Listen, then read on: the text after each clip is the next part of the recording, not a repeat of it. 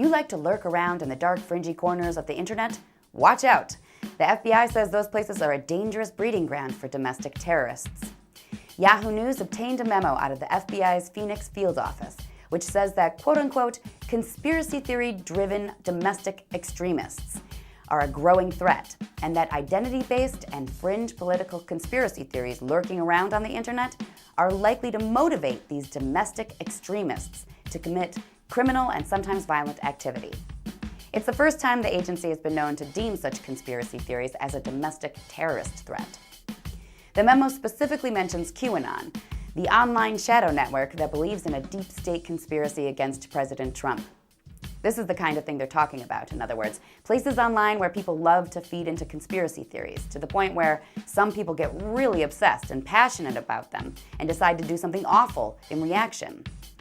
It's no surprise that they called out QAnon specifically, honestly, as an example of how crazy some conspiracy theories can get, because that stuff does get pretty wacky at times. But then the memo says something really interesting. It says that another factor the FBI believes is driving the intensity of this domestic terrorism threat is, quote-unquote, the uncovering of real conspiracies or cover-ups involving illegal, harmful, or unconstitutional activities by government officials or leading political figures.